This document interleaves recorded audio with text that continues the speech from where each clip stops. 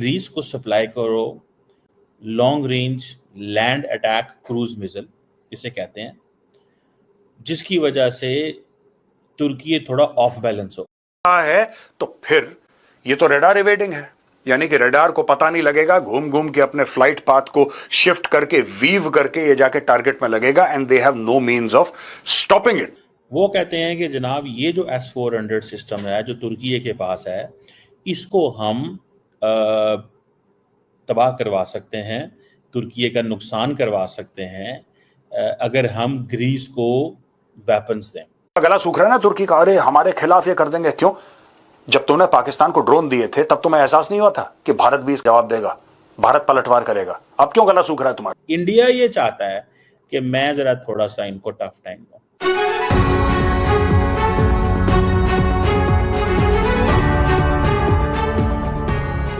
India जो है वो तकरीबन 1500 किलोमीटर जो रेंज वाला LRACM क्रूज मिसाइल जो है वो दे रहा है ग्रीस को, ताकि वो तुर्की के जो एडवांस S-400 डिफेंस बैटरीज हैं उनको डैमेज कर सकें।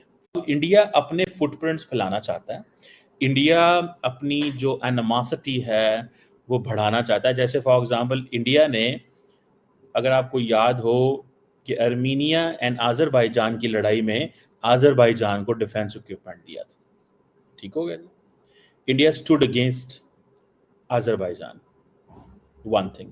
सेकेंडली, अगर इस चीज़ को थोड़ा समझें, सेकेंडली जो इम्पोर्टेंट चीज़ है वो ये है कि जो इंडियन हुकूमत है वो समझती है कि हमें अब उर्दुगान को टफ टाइम देना है। तुर्की को आज बुरा क्यों लग रहा है जब भारत, ठीक है, जब भारत इनको ये देखिए सब LRACM दे रहा है? क्यों बुरा लग रहा है तुर्की को? Why is Turkey feeling bad? आपने क्या सोचा था कि जब आप पाकिस्तान को ड्रोन देंगे और बंदे वहां पे डिप्लॉय करेंगे, it's not only question of supplying weapons, it's also a question of deploying your manpower inside Pakistan to target Indian cities. तो भारत ने खुश होना था, फिर भारत ने शाबाशी देनी थी तुर्की को। ग्रीस का जो मीडिया है उसकी तरफ से भी रिपोर्ट्स आ रही हैं कि शायद हम हाई वैल्यू टारगेट्स जो तुर्की के अंदर हैं उनको हम न्यूट्रलाइज कर सकें। तुर्की के पास वो कहते हैं जी कि S-400 डिफेंस सिस्टम है, कि ये जो long range land attack cruise missile है वो कह रहे हैं कि ये इसकी रेंज 1500 किलोमीटर है। This will be force multiplier for Greece. Our aircraft carriers will dock there, our nuclear submarines will go there, everything will go there. देखिए, I only want to tell Turkey one thing, you started it. शुरुआत आपने करी, हमने कुछ ऐसा नहीं करा था, हमने कुछ ऐसा नहीं करा था। आप बोलते हैं कि ठीक है, you take Pakistan's side in Kashmir. मैं कहना चाहता हूं तुर्क लोगों को या टर्किश गवर्नमेंट को, एर्दोगान को, कि साहब आपकी तो प्रॉब्लम है कर्ड्स के साथ। क्या होगा अगर भारत ये बोलेगा कि ठीक है every year we'll fund the Kurds, यार हम पैसा देंगे मोटा, we have more money than Turkey. अगर सिर्फ आप पैसे की बात करें तो भारत के पास तुर्की से कहीं ज्यादा पैसा है, ठीक है। हमारे पास कैपेबिलिटी, हमारे पास इंटेंट नहीं है, हमारे पास ये इंटेंट नहीं है कि हम किसी को दुख पहुंचाएं, परेशान करें। लेकिन अगर आप हमें परेशान करेंगे तो हमारे पास 10 और तरीके हैं, क्योंकि पैसा आपसे 10 गुना ज्यादा है, ठीक है। फिर हम तरीके भी निकाल लेंगे। फिर प्राइम मिनिस्टर बोलेंगे RNAW को, रॉ को, कि आप जाके कुछ करो, कुछ करो, बोलना पड़ेगा। क्यों? आप मजबूर कर रहे हैं, हम तो नहीं करते कुछ। हमने तुर्की के खिलाफ कोई स्टेप नहीं लिया आज तक। हमने तुर्की की मदद करी जब वहां पे लोग मर रहे थे, रो रहे थे, बिलख रहे थे। लेकिन अगर आपको धक्का देना है भारत को, then be prepared, India will push back very hard.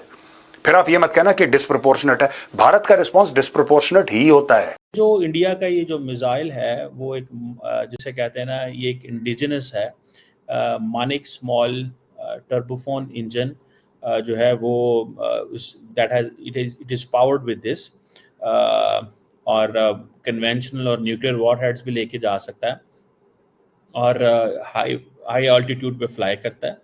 और दूसरा ये है कि रडार वगैरह भी वो भी नहीं आता। तो तुर्की के पास कोई ऐसी चीज नहीं है जो इनको इंटरसेप्ट करे। तुर्की इसलिए डर रहा है क्योंकि कोई ऐसी चीज है नहीं इनके पास।